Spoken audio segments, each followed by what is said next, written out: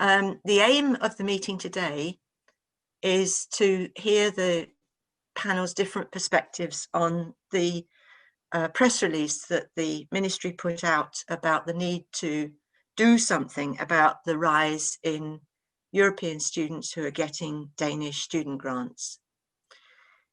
We've pulled together as many different perspectives as we can, and you can see from the programme, we've got Danish universities, Danish Confederation of Industry, the Students' Union and the Student Mati, and then academics or administrators from the humanities and from the technical sciences. So that programme is constructed to try and create as many perspectives as possible. We want to see if we can find any common ground, or if not, where the differences are. And then to say, okay, what do we want to do? Do we want to do anything? Do we want to make any kind of statement, or write a newspaper article, or put together a paper that we then discuss with the political representatives of the different parties, or what? So this is really the question, what do we want to do? Can you go to the next one? Thanks. So why are we calling the meeting? The ministry put out a press release on the 3rd of November, which said that expenditure on student grants to EU students might reach 650 million kroner by 2023. And that was 200 million kroner above the limit agreed by the political parties. So the press release said the government must intervene, and that they were discussing the best method. So that I read that meaning that they hadn't absolutely decided what they were going to do yet. And therefore we acted quickly to call this meeting, because if there still is some space to put forward good ideas, we thought that academics this time round and administrators and leaders should be part of that story. What is all this fuss about? What's the background? I think many of you know this, but for those who don't, in 2013, the EU court made a ruling that EU students who work 10 to 12 hours per week alongside their studies in Denmark are to be considered mobile labour and qualify for the Danish student grant. And I have to say the Danish student grant is one of the most generous in Europe. So this was quite a big thing. It upset all the political parties, really, and they reached an agreement to limit SU spending on EU students to 430 million kroner, which at that time was about 2% of the total grant budget. And at that time, there were very few EU students, so they didn't think there was a problem. But by 2018, the spend had shot up to 484 million, and that ceiling had been breached. Can you go to the next slide? So then the question was, what do we do? The ministry produced an analysis called Justering af engelsksprog under uddannelse in August 2018. And this showed that the average of all the international students contributed 100 to 300,000 kroner to public finances, even if they left immediately after their education was finished. In other words, they were an asset to Denmark, not a cost. A third of the students who graduated, the international students, stayed on in Denmark, and then they contributed more to the Danish economy. And the master students were the best ones at staying on in Denmark. And the report ends by saying, if 16% more students stayed above the 33% who already stay, they would contribute 300 to 600,000 kroner more to the Danish economy. So it ends up with a kind of wish list. We wish more students would stay, and then we get more benefit from them in the Danish economy. So that was the analysis of the problem. The Danish People's Party, which was the government support party, and here I'm quoting Dahl from the Danish People's Party, said, we need to ensure that our tax funds go to educating Danish young people. Therefore, the education must be in Danish, because if we offer English language education, it's open to mobile workers. And with that kind of point of view, government decided to cut 1,200 places in what they called English speaking programs by the following year. And this happened in the middle of the autumn semester when we'd already started advertising the courses. So how to do it? Well, international agreements prevented singling out the EU students. You just couldn't cut EU students. So the ministry came up with a new definition of English-speaking students as people who do not have Danish or Nordic citizenship and have not previously completed a school or further education in Denmark. And that wide definition included a whole lot of other people apart from the EU students. So they cut 1,200 places in English medium courses to prevent English-speaking students being educated in Denmark. Can you go to the next slide? And there are a number of problems in doing this. What's the logic of cutting the number of English-speaking students to make more stay in Denmark? That's my question to start with. Has the policy aim changed? Since 2003 and the big university reform, the aim has been for universities to attract the best students, researchers and collaboration partners in the world to provide the knowledge and workers to drive Denmark's global competitiveness. If we stop doing that, what is the policy aim? There's also a governance issue, which I won't go into, but which I explore in the paper that I've circulated as a background to this session, that it turns policy frameworks from being spaces for academics to fill using their knowledge and competencies, and it's turned into what in Aarhus University is called commando via steering, straight down steering, where the involvement of Medarbejder, inddragelse af Medarbejder, didn't happen. And then the cuts were based on numbers, not on what can be meant by, or what can we do in terms of international education. So international education is not simply switching courses to to English, which has been called self-imposed imperialism. It involves a careful choice of courses, what to internationalize and why. The careful creation of international curricula, teaching methods, and an international learning environment. It's to benefit Danish students as well as international students. And in our case, we developed parallel Danish and English medium courses to help develop Danish as a scientific language, alongside also Danish higher education gaining an international status. And now we've got 2 Danish courses running alongside each other. Next slide. That's it. Yeah. So with that background in mind, we put together these 3 questions, which went out in the program for this session, and also a picture of the of Denmark that the ministry is presenting to the world about Denmark's future, which I think is ironic since it happened at exactly the same time as the cuts last year. So there's a quick background. If you've got any questions or any thoughts, can you use the chat function for that? And please, can you keep questions or suggestions or ideas moving in the chat function? And Matti and I will save that at the end and use it in our note making. I've run over a little bit, I'm sorry about that, but let's move straight on to looking at the national perspectives.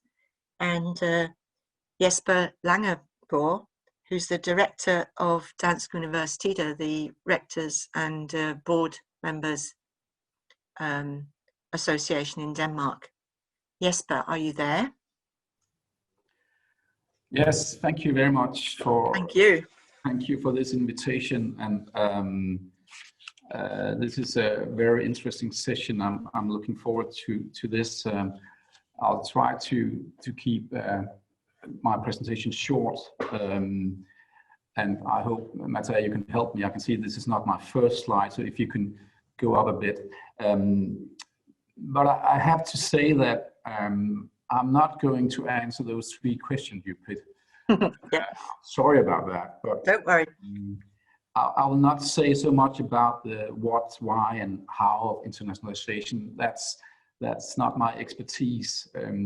I'll try to stick to what I have been involved in, and that's the political context, and that's the responses from University of Denmark to this whole journey that we have been through the last, well, in fact, the last 7-8 years.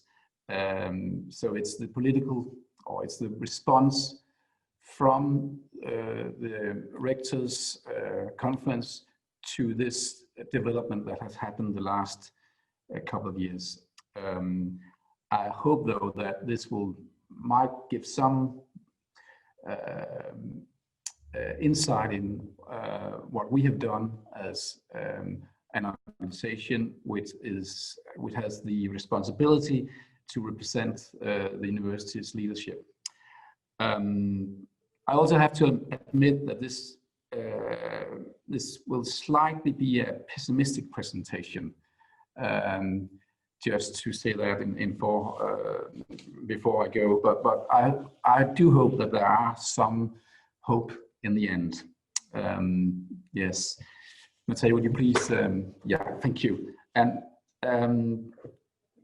Susan, thank you very much for this background you gave, because in fact these are the blank numbers. I won't go much into details. As you can see, there is a ceiling on the left table that we have reached, and this is what you, Susan, said in the beginning. Very good background for this. This is where the political challenge is. This ceiling is what they talk about at Christiansborg at the moment, and now already to this very sad conclusion. The ceiling still stands, and as I have been told, it's not going to change. And it's not only the Danish People's Party, there's a broad majority of parties that support this ceiling. I repeat, it's not going to change. I'll come back to this, but let's start a bit more optimistic. Please, the next slide. Some of you, at least some of the Danish participants, might recognize this booklet. This were the good old days back in 2006, the so-called globalization agreement. And I excuse that all of my PowerPoints are in Danish, but they are only pictures, so I hope that everybody can follow.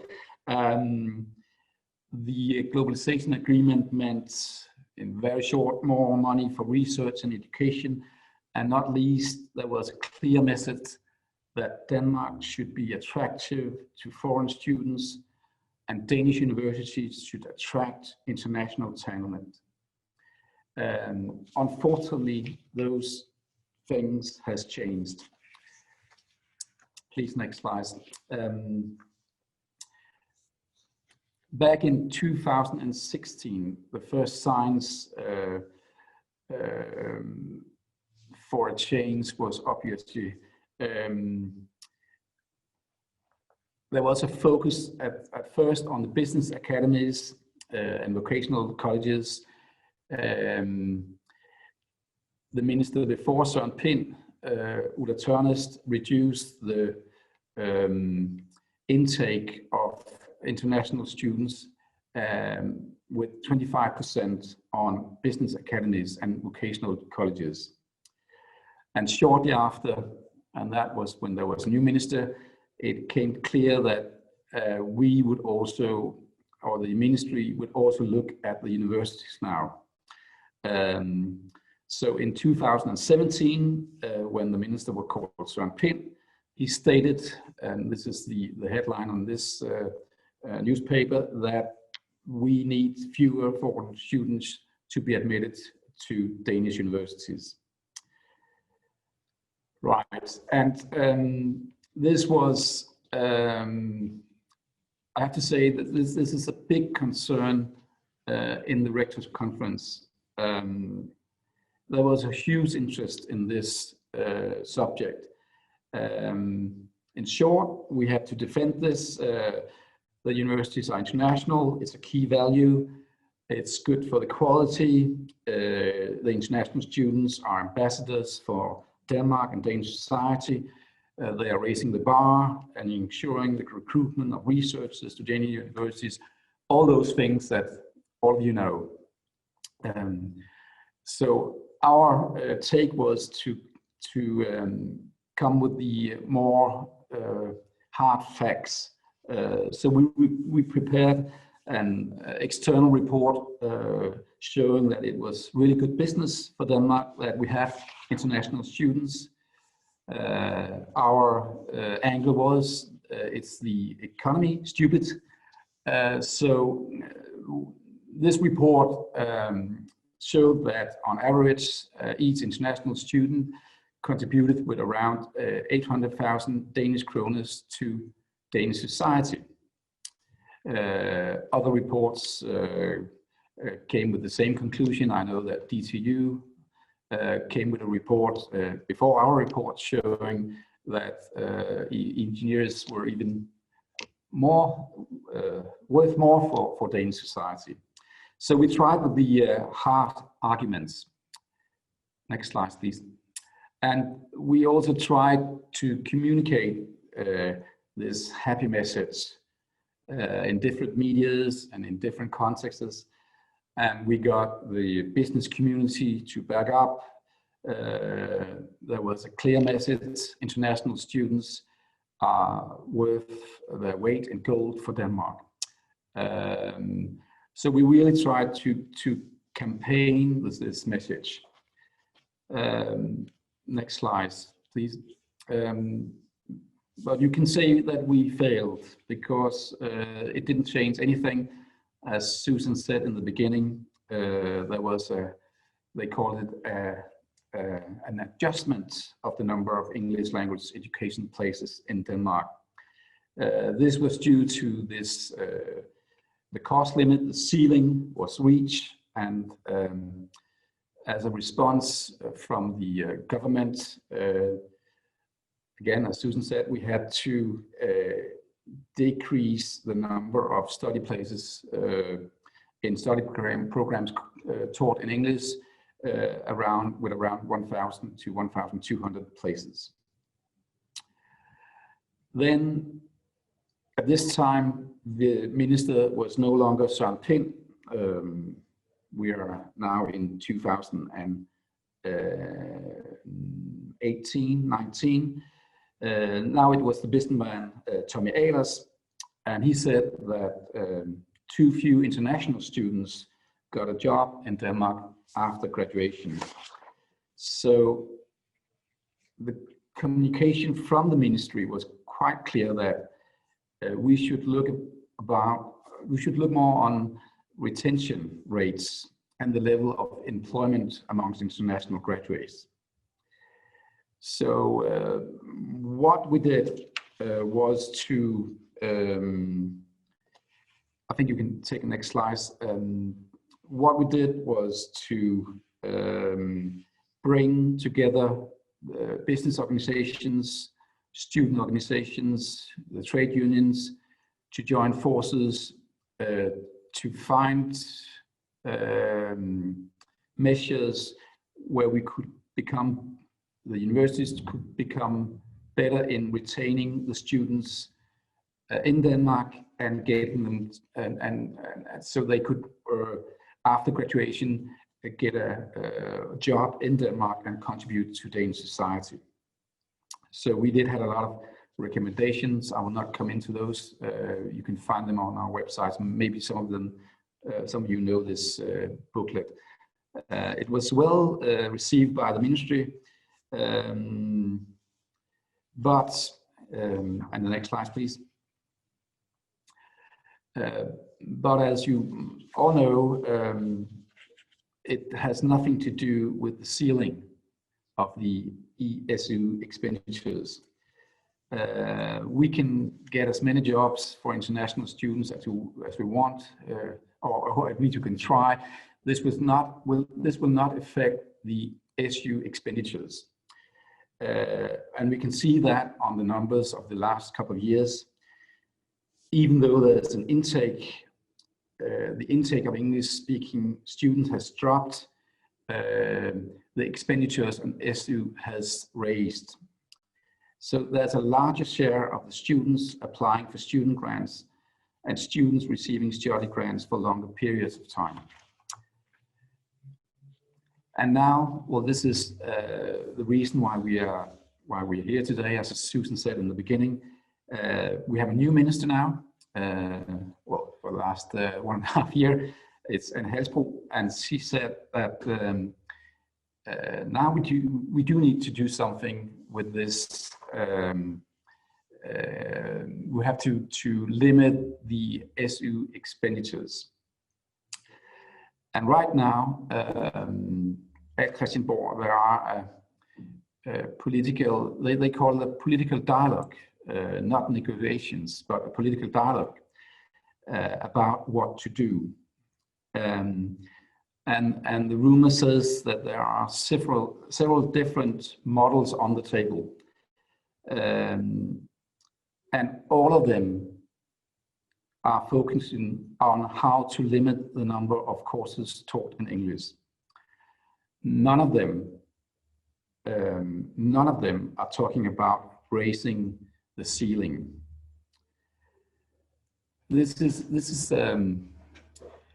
in fact, the government is in a big dilemma because in the political agreement when they formed their government, they made a paper. It's called, they called it in Danish, et forståelsespapir, an agreement paper, where it says that the international ceiling, the ceiling of, which is the problem of it all, has to be removed. At the same time, you have this SU settlement saying that we have to have this ceiling, we have to do something when the ceiling is met. So this is a big dilemma. Next slide, please. So what to do? I can at least say what we're doing or what the Rectors' Conference is doing. This is going to be very informal now. If we have to avoid reductions in international students, I think there are 3 possibilities.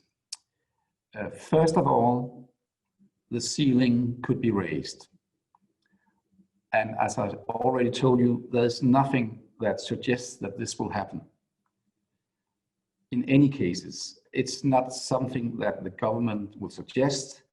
There's no political support, and it is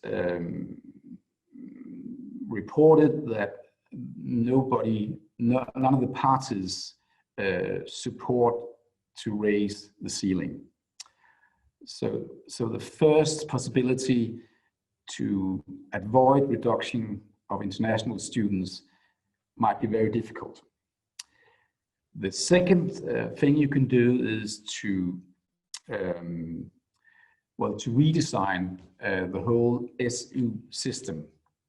I do not think that is a political possibility, and in any cases, it is nothing that we from Danish universities support. We don't interfere with SU. The third thing, and that is what we have done, is to say we have to change the rules. So a solution must be found in Brussels. That is our common answer. And this Monday, 4 days ago, we announced it in a Danish newspaper that this is our response. We should go to the European Union and we should remove or limit the right for EU citizens to get SU in Denmark. And yes, it might be a bit controversial, at least among student unions, And yes, it will be very difficult, but we think that the alternative will be, or at least we feel that there will be even more reduction, and not only this year, but the years to come. So we find that a solution in Brussels is the only long-term solutions. Right. I did promise that I will end this presentation with some kind of hope. So let me say at least 3 things that are very optimistic. First of all, international students are crucial for Denmark and for Danish universities.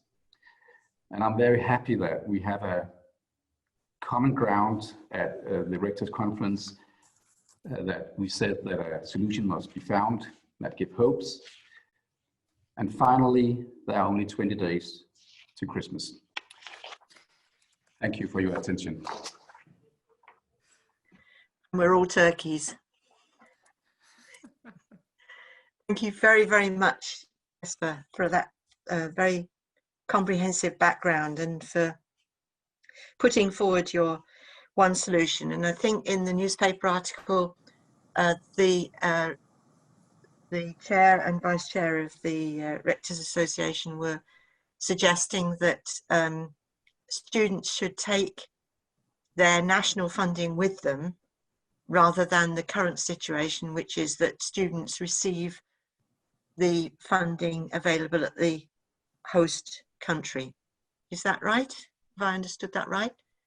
That's the suggestion. Yes, that's the changes. Suggestion. You should, yes, you should bring it with you. So now we move to the students' perspectives, and it gives great pleasure to introduce Sandy Risvich, who's the International Officer of Danske Studenternes Fællesråd, the National Union of Students. Sandy, are you there? Yes, thank you. Thank you so much, Susan. And Good. Thank you for inviting me. Thank you for coming. Over to you. Yes, thank you. I'll just try to share my screen here. Hope it works. Share. There we go. I'm assuming you're seeing the same as me. As Susan said, I am the International Officer at DSF, handling international matters and also including international students. DSF represents all of the students in Denmark, both Danish citizens and international students studying here. So that is the background of who we are. I'm probably going to mention some of the things that have been said already, because it's hard to talk about this without talking about some of the same facts. But I might have some varying opinions to what some of our earlier speakers have mentioned. I'm going to bring you back a little bit to around the time right after the ceiling was imposed on national education. Just figure out how to move around in this. There we go. And this is a photo of me and my 4 other executive committee members in DSF at a demonstration right next to the Ministry of Higher Education. And we were, of course, demonstrating together with a lot of other students, especially a lot of international students, about the closure of English language study places that were being imposed because of the amount of SU. We believe that this is a problem, because cutting down on study places in itself is shutting people out. Some of the things that happened were very arbitrary, that some educations, I've heard examples from many places, especially also ITU, where English language education with English speaking professors, the same curriculum from one year to the other suddenly had a requirement of having Danish at an A level, the highest level in the high school here, which just came out of nowhere because some politicians decided that we needed to cut down on it. And this was the only way that the institution could figure out how to cut down on them. So this is just to show an example of how randomly this was imposed in Danish education institutions. We believe that everyone should have the right to study. There shouldn't really be an extra barrier for international students also to study. Some courses are of course in Danish, which means that you have to know Danish, but the international courses should be open to international students. And that is also because, and I agree with some of the earlier speakers, say internationalization in education is very, very important for a lot of factors, both the societal and so on that has been mentioned already, but also for the students themselves, for them to, in their education, get international foreign perspectives on some of the stuff they're studying, which is incredibly gifting and giving for their own study experience and vice versa. And they just make the entire study environment much more thought out and more qualified, because a lot of different perspectives are coming in from everywhere. So we also believe that, I'm going to kind of come into the SU thing in a bit. I'm just going to go over some of the high-school facts, as we can call them, that were made by the Ministry of Education and Higher Research. This report from 2018, there's already some of the findings have been mentioned, but I thought it's well in its place to elaborate on some of them, just so everyone is certain to understand what's going on. The ministry did this report to look at how much international students are costing us and how much we're gaining from them. The first few graphs I'm going to show you is the amount of students coming into the country. As we can see, since the 2004, early 2000s, the numbers were rising. And we see how they're rising steadily until they flatten out a little bit in 2015. We do not see a huge increase after SU was possible to get as an EU citizen in 2013. The rate is the same. You can also look at it divided at where people came from. Yes, the numbers were rising, but the curvature is exactly the same as before people knew that they could get SU. So when some organizations, some people talk about students and other coming to Denmark to get the SU and talking about how the numbers have increased, well, the numbers were increasing before that. So I don't think that argument is very valid. And these are, of course, the numbers from the ministry itself. So we might talk a little bit about the economical part. Jesper also mentioned some of this. International students are a huge, and Susan also, are a huge benefit to the economy. They give approximately 100,000 per person coming here. So it doesn't matter if they leave, and that is after SU and all other expenditure has been taken out of the calculation. They are also in fact cheaper than Danes, because when they come, someone else has paid for their kindergarten, their school, their high school, their medication. All of these things for the first approximately 20 years of their life have been covered by someone else. They come here, take 2-5-year education, get a little bit of SU, and if they like it here, which hopefully more and more will do, they stay and end up paying taxes for a lifetime. Really just giving to this country because we can embrace them and take them in and be welcoming to them. I think one of the main reasons that international students come to Denmark is definitely not the SU itself. Like, I think it helps people stay here because they really feel welcomed and embraced. I think the reason they come here is both because we have free education, which not every country in the European Union has, sadly, which can help some of the more talented students from not well-off backgrounds actually get an education within the EU, which is really, really amazing. And I think Denmark should really be proud of that. But also the entire environment, the work ethics, the study environment, all of these things, as we see, are things that brought people here. And I think that the SU is not really the main factor, as we can see from the numbers. Yeah, so the value of the SU that's really being poured out is way less than what's actually being given back. And as was said, if we can just retain 16% more, the amount, the economical growth from this will be immensely increased. But what can be done then? As Nibra said, it doesn't really make sense that they were cutting these study places, especially some of the places where there was actually a need for people to work. And it doesn't make sense in an economical sense, it doesn't make sense in an educational sense, internationalization sense, but it does make sense if your view is that only Danes should be able to study and live in Denmark. And we need to address this elephant in the room. It's often ignored because there is a wide political consensus that this is maybe where we have to go. But I don't think there's a broad consensus among other parts of society in that sense. And this is sad, because Denmark shouldn't just be a little closed off enclave within a global society. We should be open to others. We should have international people coming to study and to live here, because we are a global world. We cannot cut off from everyone else. And in this sense, it does make sense to cut down these places, but I don't think that this logic should be the leading one.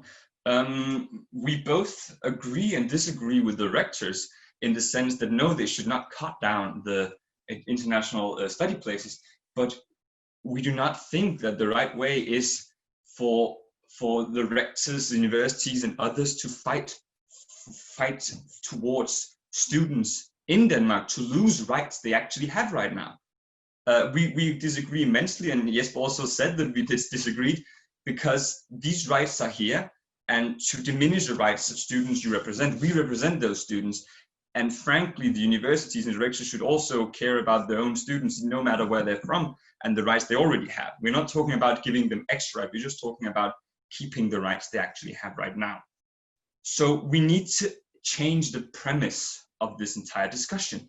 We cannot keep discussing that so and so much of the SU budget is going. We're talking about 3, max 4% when it were in 2023 of the entire SU budget. We're talking about tiny numbers, and half of it would only be cut down if we could kick out every single EU student, because there's other students with other rules that are getting SU still without the EU workers laws. So we need to change that. And I think Jesper's right in saying that there isn't a political consensus in this, so it's going to be hard. But I think we need to change the discourse entirely on how we discuss this, because we're looking very narrowly and one-sided on the expenditure, not what's actually coming in, because I think based on the numbers we've seen that would be a plus. So why is SU good? Well, for once, it gives people the opportunity to study if they didn't have, but for international students, people who do not have a network, a social network in the country they go to, if they had to work the amount of hours it would require to them to cover all the living expenses, the time for them to learn Danish, to socialize, to get acquainted with like jobs within their fields is diminished greatly. And I think this is really fighting against their chances of integrating into society, and when they finish, actually feeling a sense of belonging and wanting to stay and work and actually lead a life afterwards. If those things are cut away, it's much more easy for them just to think, let me just go back to what I know, because I don't really have a connection here. And I think this is where we need to go. We need to also change the tone we're talking about international students, about how they are leeches draining off of our society, which is not true. So all these things we need to do to make it easier to actually stay, because I think the way forward is to make it easier to stay for international students, because if enough stay and we ignore the more nationalistic view of who should be in Denmark, then Denmark would benefit immensely in so many ways, economically, societally, and educationally. I think this is my main points. I will not take so much more time. So thank you again for listening to me, and I look forward for the discussion. Andy, that was excellent. Thank you so much. That was superb. We'll go straight to Matti, and I know Jesper has a question for Sandy in the question session, so we'll try and fit in Jesper's question. But do keep making these points in the chat. They're superb, the points you're making in the chat. Over to Matti. Thank you very much, Sue. So let me introduce myself. My name is Maciej Żitnianski, and I'm a student of Aarhus University and also a member of Dansk Universitet Pedagogisk Netværk. In these 7 minutes, I'm going to mainly represent myself. I will reflect on the situation as a member of an endangered species, an international full degree student in Denmark.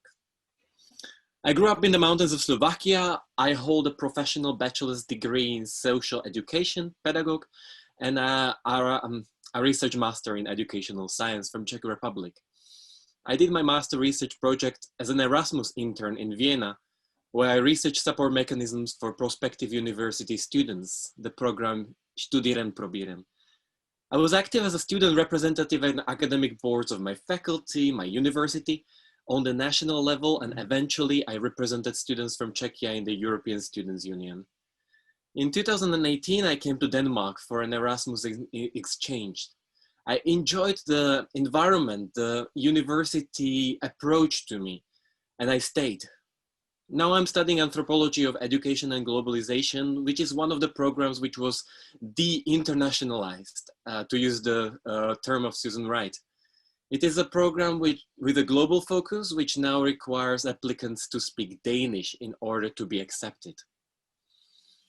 When I first came to Denmark for a conference in 2017, everyone seemed not only educated, but also caring about education, welcoming the ideas I was presenting. First, I thought this was only true for people who attended the International Educational Conference, but then I hitchhiked from Copenhagen to Odense and down to Hamburg, and every Dane who stopped to drive me was curious about my ideas. I was talking to them about how students could influence their curriculum and about harvesting their inner motivation. And the drivers, random people, understood and added their perspectives. I was fascinated. Is everyone in this country educated? I asked myself. So despite this bitter coldness outside we have right now and the dark season and also the cuisine, I want to stay here. But I noticed that it is no more just sweet to live here. There is a bitter taste of chauvinism that I see growing. The economic reasons for closing English-speaking programs are nonsense. Denmark benefits economically from people like me, even if a proportion of us leaves. The message I get from this decision is the opposite of a welcoming feeling and a progressive system supporting integration. It hurts to be positioned as a leech who comes, takes, and leaves without giving anything in return. When international English-speaking programs get extinguished, Denmark risks losing something. It may retreat from its position of an influential and friendly place that attracts the best brains in the world to become a small, closed national Denmark. The Danes who choose to study programs in English, like my classmates, interacted daily in transcultural teams and developed skills which cannot be taught in a national classroom. These students get exposed to international environment at home and learn how to navigate it. We know from studies that one of the most significant reasons why people decide to stay in the country is because they have developed strong social or romantic relationships. Student life provides a wonderful opportunity for socializing. Now imagine coming to Denmark for work in your 30s, 40s, or 50s, perhaps with your whole family. For somebody who did not study in the country, it is a lot harder to integrate and find meaningful connections, which give you the reason to stay. Danes also prefer working with people who know and appreciate their culture. All EU countries operate under the same rules, but they each find solutions to the financial and cultural issues involved in international education. For example, in the Czech Republic, university programs taught in Czech are free of charge, and those taught in English, there is a tuition for them. This gives universities the advantage to compete on the global market in lucrative programs like medicine.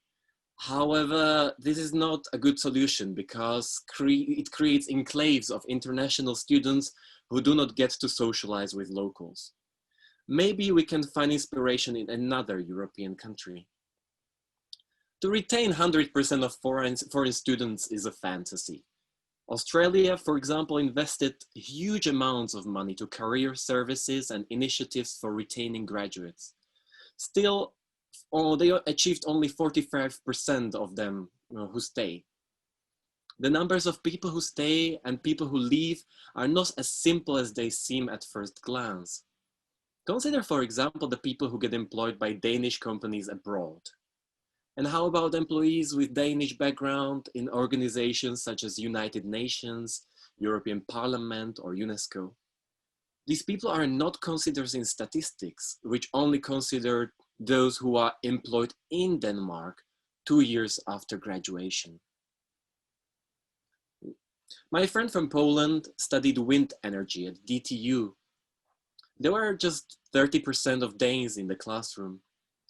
A teacher said to them, "I know that most of you will leave after graduation, but for me, it is a mission to share this knowledge and make the whole world better.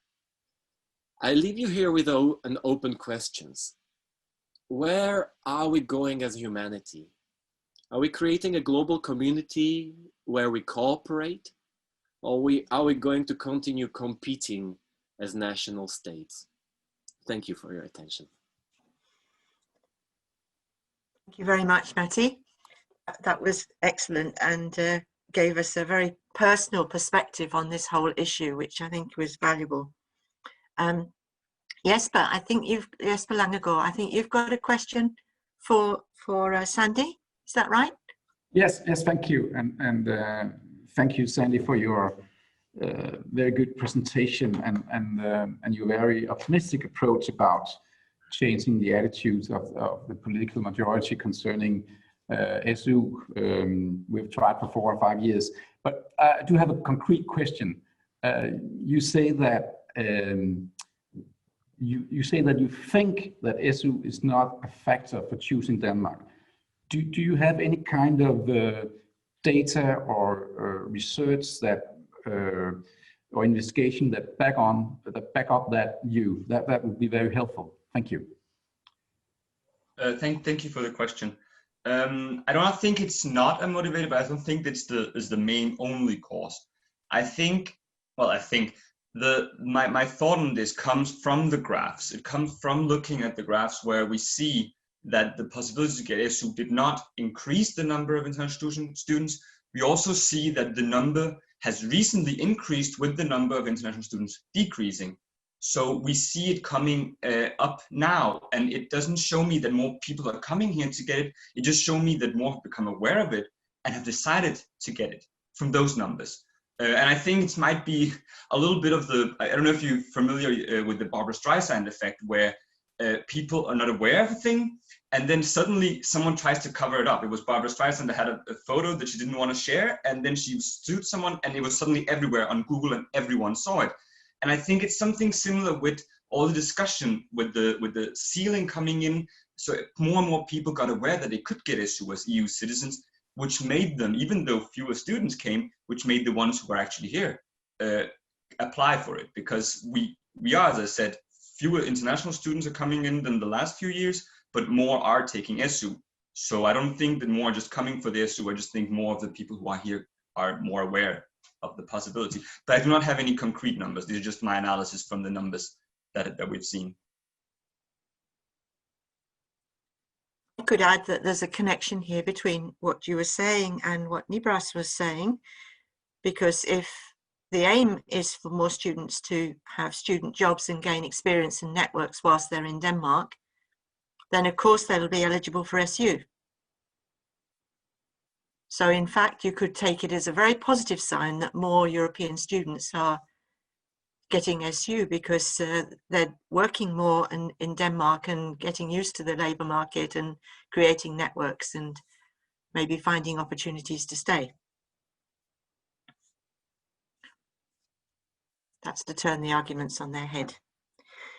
Thank you very much for that and for those two presentations on the student perspectives. Let's move on to the perspectives from the humanities and the sciences and start with Hannah Tang. So thank you very much, Hannah Tang from Aalborg University. Over to you. Thank you. Well, thank you for inviting me, Sue. And I come from, well, I speak from humanities today, but I have a background as somebody researching internationalization. I've been following the process. I was first hired almost 20 years ago to teach engineering lecturers English. I've been involved with international management courses at the Aarhus School of Business. I am now at Aalborg where, well, to be honest, what we're now debating is how we can preserve an international study environment in the humanities, because we were heavily hit by de-internationalization 2 years ago. And I should like to turn the perspective away from SU. To be honest, I'm willing to sacrifice the SU if I can preserve international education, because this is the key value to me. And what I can see in Europe, I've recently been published a book summarizing my findings over the past 20 years. We are very, very, very good at delivering international education in Denmark, or we were. This might change. We can compete with the UK in the kind of knowledge and the kind of experiential approach that our lectures are taking. We had similar intake of international students that the Netherlands, Sweden. And if we look to Sweden right now, we can see that the SU is actually not the sole factor making a difference, because the students who don't feel welcome in Denmark now, they are moving big time to Sweden. So Stockholm has, I believe, had their largest intake of international students just this year. So students move, not necessarily because of the SU. Of course, they take it when it's there. You can't blame them for that. But it's not the key motive for moving. And that kind of movement we saw, which actually Sandy showed very clearly in his graphs, we saw that prior to 2013. So internationalization in Denmark picked up before the students discovered that they could actually claim grants using the ruling in the European Court of Justice. I think it's important to point out. If we now turn to the next slide, Matthew. Sue asked me, well, could you bring out the difference between internationalization and international education? And yes, I'm happy to do that. And this is a very academic perspective, because we talked a lot, or people have talked a lot about what I call internationalization. So where's Denmark in a national, a global, a European knowledge economy? Where are we in the competition for talent, for attracting the best? Of course, we need to consider these factors, but this is what, I think it was Hannah Andersen who kind of summarized the perspectives in my book. And she said, well, you got instrumentalism and you got internationalism. And this is, to me, very much instrumentalism. So with evaluating international education based on economic gains alone, either for the university seeking to recruit the best, or for the labor market, which sometimes we talk about the Danish labor market. This is very much what the politicians are talking about. But we also hear references to, well, a global labor market that shouldn't international students or Danish students or graduates be allowed to move for jobs in companies abroad. And I certainly think they should.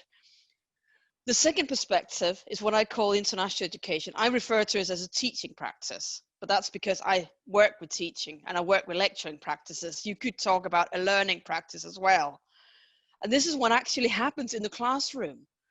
And this is where I find it quite sad to see how humanities, social science, and business studies have been hit by de-internationalization.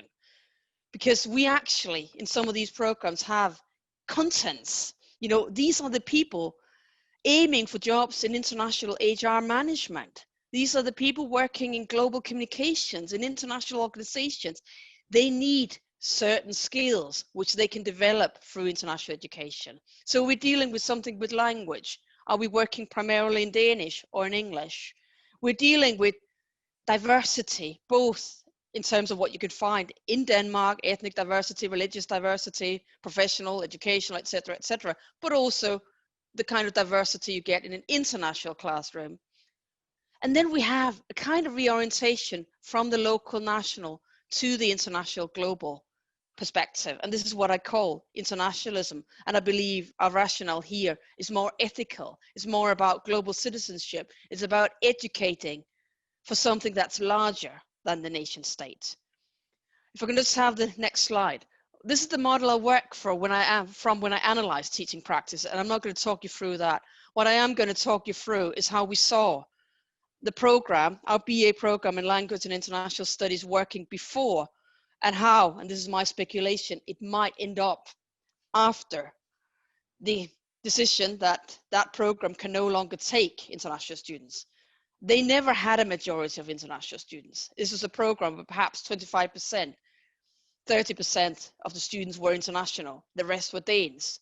And this was a program chosen by Danes seeking to work in international NGOs, seeking to work in international organizations, seeking to work in diplomacy, peace missions. So they have a very good reason for picking a program with an international orientation. So what we saw yesterday, this was the class I taught in the spring together with Kirsten, what we would have is what I call a multilingual environment with English as the principal language, students' first languages, and I certainly had project groups working in 3 or 4 languages using indigenous languages to access material in, say, Czech, French, English, Danish, whatever happened to be the first language. And then we had Danish because, of course, we were in an organizational setting that is in Denmark. And many of these students, the non-natives, would be learning Danish as long as they could get those classes without paying a fortune. And this has been one of the student complaints, that suddenly they were charged for Danish language courses and they couldn't afford them because they had limited means, as students do. The second thing we saw was a multicultural environment. So there is this kind of diversity, national, sociocultural, educational, but also the personal experience that people bring together in the classroom and that they bring together in the project groups. So suddenly they have more perspectives from the world that they can work with. They get more inspiration. They get that kind of knowledge sharing going. And my feeling that this is the kind of knowledge sharing that Danish industry should like to see, because this is what characterizes what I see as a strong international business environment. And I used to teach global business, so I have some background in that as well. We're getting many perspectives and forms of knowledge. International studies in an international classroom is something that happens because you throw a discussion topic on the table and then the students can bring in perspectives from different parts of the world. This is important. You're not only reading about the international, about different understandings, for instance, of the European Union.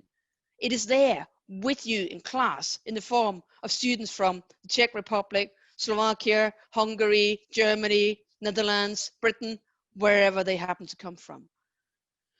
Finally, we also have, or had at least, an international organization, a teacher group recruited to teach in international programs, an international study environment, student associations, certainly for the BA in International Studies. They had what they call Connect International. They do activities in English for international students and Danish students, of course. Sorry for my language, because to me, all the students participating in international education are international students. So don't actually distinguish between Danes and internationals. They're all my class. They're all in there together. Could I have the next slide? Because now I'm looking at what actually happens when we de-internationalize. Sign is from Aalborg, from our Copenhagen campus a couple of years ago. I think it was made by some of the engineering students. I compare now to the classes I've seen, and I teach English classes. I teach in courses in English, where we mainly have Danish students or Danish students only. And what we see in those is that the linguistic environment generally becomes dominated by Danish. We have to insist on supervising students in English because they know we're Danes. So it's a lot easier to work in the first language. So yes, English is there as a medium of instruction, but a lot of the things happening around education suddenly becomes Danish. We see a different form of multiculturalism because yes, diversity is still there. But we're running a program, an extracurricular program called the Global Graduate Program, where students have to work in multicultural teams. And in relation to that, we find that now we have to explain to the students what is a multicultural group, because they automatically assume that this must be international or involving different national languages. And now we have to start explaining, no, it can involve different gender composition, different whatever regional backgrounds, ethnic minorities, majority, that kind of thing. But there's a lot more explanation going on here. So there was a knowledge that the students kind of had in the international class that has kind of become less obvious in the de-internationalized class. Constructing knowledge now happens, and for a large part, in the Danish class through case studies. They will read, of course, about international studies. They will read about the world. They will get cases from all over, but it's cases. We can't do the same thing with throwing a discussion topic on the table and then they add their perspectives, because what they will say, I'm speculating now, is that but we're all Danish, so what's the fun of debating the European Union from 40 different Danish perspectives? If they are different, I think they probably are. But there's something happening to what we can do in terms of knowledge. There's also something happens in terms of our organization. I've had conversations with non-Danes about their future. I tried to explain to them what this is a intervention that relates to SU. It has nothing to do with whether or not we recruit international academics at the Danish universities. Yet, this is how some of them will see it. They don't feel welcome, and they say, well, why don't we move on? And we already know that, well, most of the talent recruited for Danish universities don't stay. They will do a PhD in Denmark, they might stay for a postdoc, and then they move elsewhere. So we have a retention problem in academia, and that is certainly not becoming easier when staff fear that perhaps, you know, in 2 years we'll be asked to teach in Danish. Yes, we're happy learning Danish because it's important, for instance, for your administrative jobs, but most of them would not feel comfortable teaching in that language. And they now fear that, well, what happens if our program is next on the line? Are we the next to see English medium teaching be turned into Danish because of a change of policy? Last slide, and this is where I end. I'm actually just leaving you, I think, with this quote. This is from one of the Language International students graduates who signed the petition for Edu for All in 2019. And she reflects, I think it's a she, here on the knowledge gained. What is it that you benefit from being in that international study environment? And this, don't get me wrong, if I said originally, I think it's important to focus on social science, humanities. I think you gain that in all international study environments. I just think it's important that for economical reasons, we don't see humanities and social science and business be the ones exposed to more cuts, because generally those programs get a lower amount of money from the government. Because certainly at my university, we do see a tendency to favor international student places in STEM disciplines rather than in humanities. And I think given that we are educating in international studies, we are educating the people who will provide the glue for international companies in HR management, in communications, in international relations. Well, if we don't educate those, if they become Danish, I believe that in future, Danish industry will find it a lot harder to build strong international organizations. So I think we need the humanities, the social sciences in there, together, of course, with the STEM disciplines. And that's all for me. Thank you very much indeed, Hannah.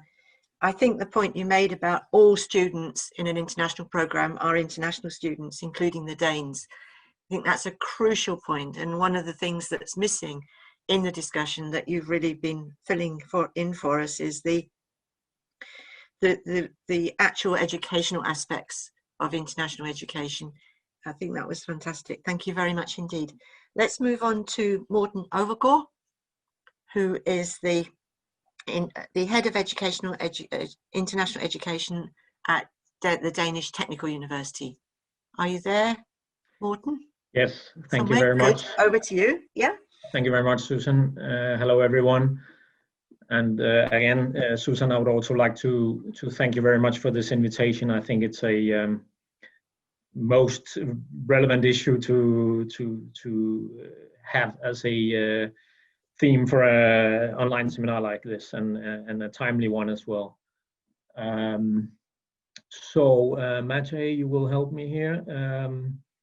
If you would please give me the next slide.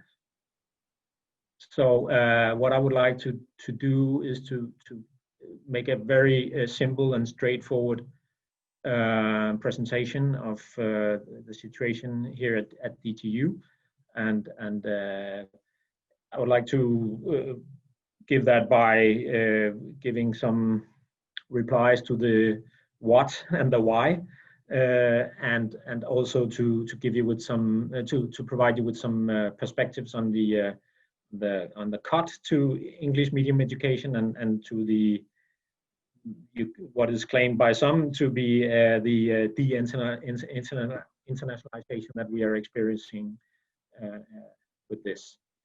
So Mate, please. Okay, so what is the situation at DTU? What we are doing is that we are recruiting international degree-seeking students to our master level programs. We have one program at the undergraduate level, which is taught exclusively in English, but that is the exception. At the master's level, however, everything is taught exclusively in English. We have 33 Master of Science and Engineering programs at the master's level, all taught in English. And in addition to that, some 25 plus joint international programs at the master's level as well, of course, also taught in English. What we are seeing at DTU is that approximately 45% of all master students at DTU are international students. And that is something that that is something that we're these students are they are highly appreciated at DTU by everyone. It's something that we are actually very proud of, and something that we should we think we should receive praise for, and not criticism. And criticism is what we receive, I would say, from the political level and the ministry. And that is completely wrong-headed in our opinion. Sorry, if you could just, yeah. I included a table here showing the development in the arrival of EU and non-EU students from 2018 to now. And as you can see, we cannot claim to have lived up to the expectations of the ministry. We have seen a continued growth in the number of EU students at our university. Next slide, please. So why are we doing this? Well, it's quite simple. Companies, they are asking for more engineers, and they are asking for the best engineers. And that is regardless of whether they are Danish or international engineers. So there is a very clear demand from the kind of employers that are recruiting graduates from DTU, that we provide more engineers, and we would never be able to provide them with the engineers that they need by simply providing them with, let's say, Danish engineers. That's simply not possible. We would never want that in any case, but it's, even if there was a policy, that would not solve the problems of or the demands of the companies that we're working with. So this is, in a way, we consider this part of our societal responsibility. It's in the mission of DTU to be to the benefit of society. We think this is the best way we can be to the benefit of Danish society by providing engineers, including very talented international graduates. Also, we believe that good international students, they contribute to a strong international learning environment. I'm not going much into what that actually is, but that's definitely the view that we have at DTU. These students are, just by being here and contributing at campus in all kinds of ways, they are a huge asset and something that our, let's say again, national Danish students really appreciate, no doubt about that. Then at a research-intensive university such as DTU, we have many PhD positions, and there is no doubt in our minds that the international MSc students, they contribute to having a strong pool of talents for these positions. That's also one of our rationales for having these students. Then, you know, basic assumption or consideration is that if you wish to be a globally oriented elite university, and that is what DTU claims to be, then there's really no discussion that you need to have a strong presence of international students and staff, by the way. That is, I challenge you to name one world-class university that doesn't have a strong presence of international students. I have never heard of it, and I would be happy to, if you could give me an example. What is important for me to say also is that earning income is not a driver at DTU. We're not doing this to make a lot of money or to sustain something that is not otherwise sustainable or something like that. Of course, we appreciate the income that we do receive, especially from non-EU students, because actually if I go into this, I would be able to tell you that we get a loss from every student that we admit, but that's another question. I'm not going into that. Certainly, revenue generation is not a driver at DTU. Having said that, as has been mentioned by other speakers, there is a very clear documentation that international graduates, and certainly also DTU's international graduates, contribute to the Danish economy. Next slide, please. As to the cuts to English medium education, it's no secret that DTU has been very much against this move from government.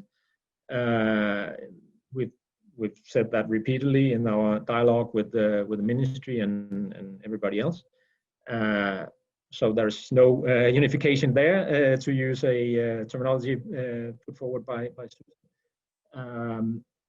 It is very much the case that this cap, we were not asked to reduce. We were asked to stay at the level that we were in 2018.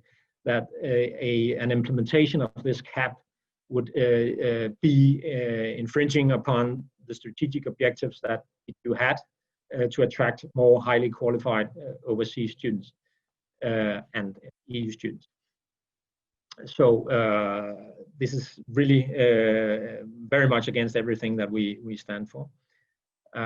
I think Jesper Langergaard indicated this, maybe not directly, but I think if we didn't have the ruling from the EU court in 2013, this cut would not have been introduced. It's simply not logic to have this cut introduced.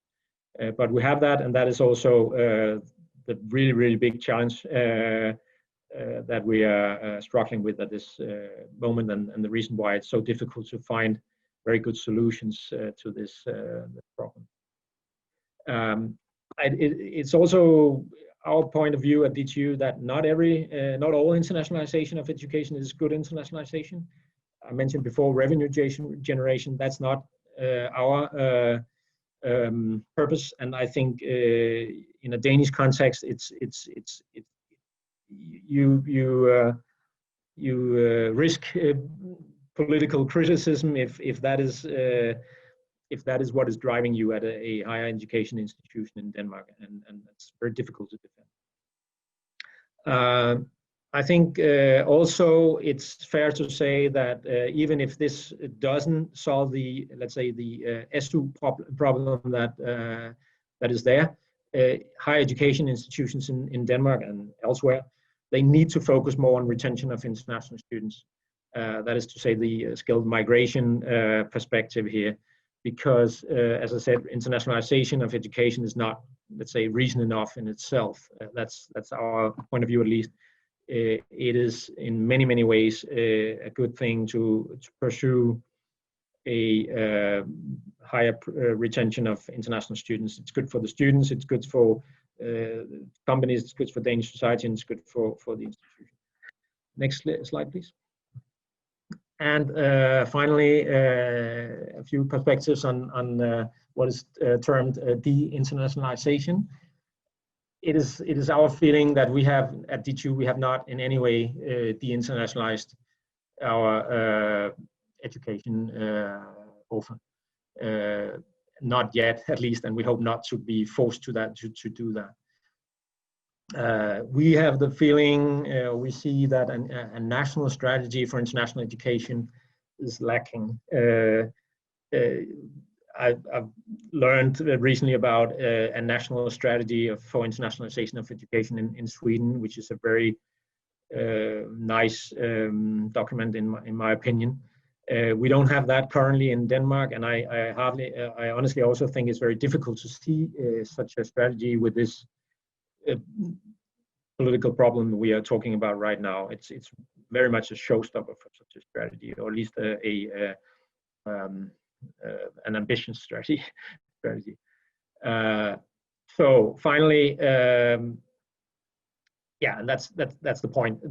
This issue that we are here to discuss today, it really is problematic from very many views. It's very, very difficult to see how Denmark and the Danish institutions can have ambitious internationalization strategies with this basic challenge in front of us. To keep the ceiling in the future is I mean, it's very detrimental to everything that is that we want to do. Thank you. That was it. Thank you very much indeed. That was excellent, and it's really interesting to hear from DTU as well as Aalborg about the different perspectives, but so many points in common.